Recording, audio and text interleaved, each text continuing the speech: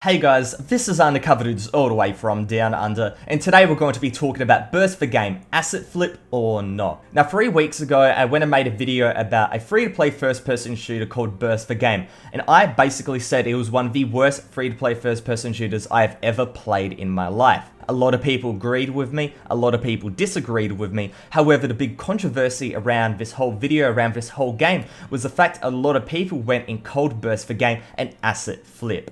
If you don't know what an asset flip is, it's basically when you go and string together a lot of kits, a lot of assets that other developers have gone and made, and then you go and say the final product, the video game, is your own. And that is definitely a very, very big no-no in the video game industry. If we go into the comment section below, Mr. Ninja Boy, a very well-respected YouTuber, 100,000 subscribers, a very well-respected developer using Unity, he went and said this is purely taken from an asset called the multiplayer first-person shooter kit, and he's gone and provided a link. If we go to another comment, Sweetie has gone and provided 3 more links, going and providing even more evidence that this is actually an asset flip. And let's go and have a look at those assets before we go and make any more allegations. As you can see here, the multiplayer first-person shooter kit. We've got the metro map that is plastered around the game, and the models of the weapons look very, very similar. The radar is basically copied from the game as well as the scoreboard, as well as the ammo count. We move through, we've got some more pictures right here. As more pictures of the metro map look very, very, very similar. And you've got the picking up animation as well with the E right here. We go through, we've got the customization of these weapons. You can go and customize the weapons again in Burst for Game, and this is basically taken one for one. And we move over and you have a look at the menu in right here for the settings, and this is basically taken. However, you can't even go and customize the settings in Burst for Game. However, the actual implementation of it is very, very similar. We move over to the second one, the photorealistic landscape pack 3. As you can see here, this is basically Arizona. And you move through, we've got some, more desert types, but the main one right here is this Arizona map that was just basically implemented into Burst for Game. We move over into photorealistic landscape pack 4, we've got Antarctica. I didn't play Antarctica in the first video, but this is basically, again, a one-for-one copy. And then we have another one. This is called the minimalist interface package.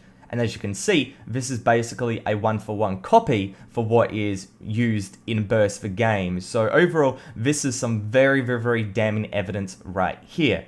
And as a response, the developers, they went and put out a news article for their game on their, on the Steam. And so what they went and said is, over the past week, there's been countless discussions with people regarding the use of the FPS template in dealing with the asset flip allegations with Burst for Game.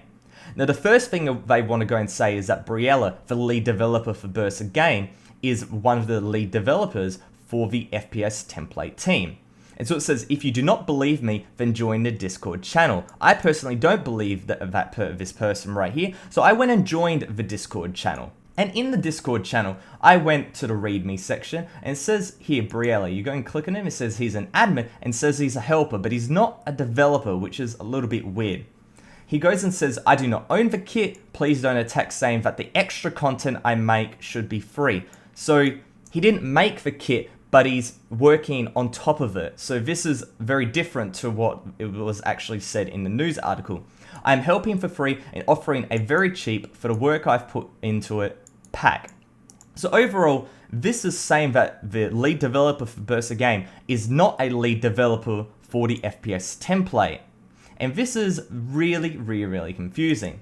Now, before we go any further with that, it says here that the main developer for this game is called Fluppy393. And if you go over to the multiplayer first-person shooter kit, you can see this guy here is called Lucas Rustemeyer. And if we go and search his name, if you go and search his name on Google, I'll go and bring it up here. The first link goes to his Twitter. This is so Illuminati shit. This is like going deep, but you guys see what I mean. The first thing is his Twitter. We go to his Twitter, and it goes and shows that he's the developer of Brick Ricks. This is the guy that went and made the multiplayer first-person shooter pack, Fluppy393, as said right here. So I tried to follow him, I tried to go and send him a tweet, but he hasn't been responding. However, in the comments section of this news post right here, we've got a really, really weird imgur. So this is the link right here. I've already gone and brought it up. And it says, the FPS kit was a solo project and the developer of Burst has not been involved in the production of it. Now, the snippet of this DM sadly doesn't go and show the name. However, we have the icon, and that icon correlates 1-to-1 to the icon that Lucas right here has. Now, we can't go and verify if this DM was actually true.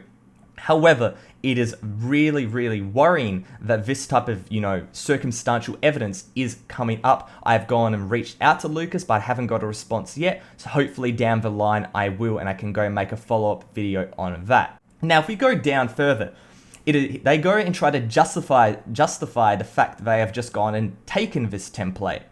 They go and say, Briella has been advising people not to use the template all week because of the bugs we've encountered launching Burst, which is fair enough.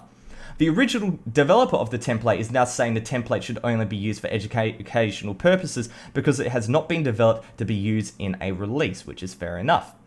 Then he goes and says he's a senior developer, and then he goes and says something that I think is really, really worrying, and it goes and gives a very big indicator that this game is an asset flip. I've done so much work with the template over the past 2 weeks that I now consider it more my own than anyone else.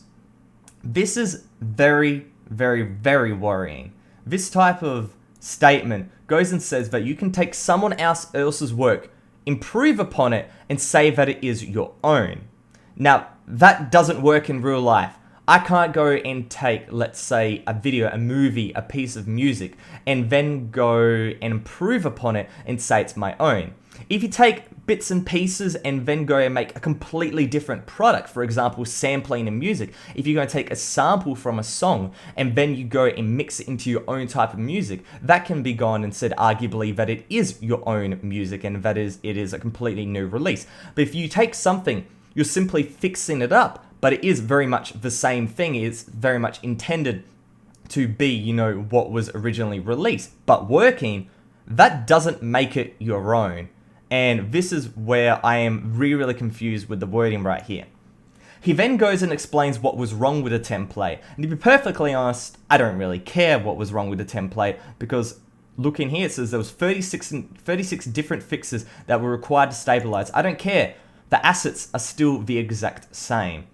So overall, he tries to justify himself. I've reworked so much of this template that I also now consider it mine. This is an even more damning statement. And so overall, I think this is going giving more bad press than good press, saying all of this type of stuff. He then goes and references towards the other types of assets that were supposedly used in the game. The photorealistic landscape, 3 and 4, and he doesn't go and talk about the minimalist, but I'll talk about that later. Going back to the post, he then goes and says, regarding the use of the New York City map in other content are also justified, but these assets are mostly temporary. Now this is where I am very, very, very confused. Very confused. He says the reality is these assets allow me to build the game functionality without spending a lot of time on money on building artwork. So he says building artwork.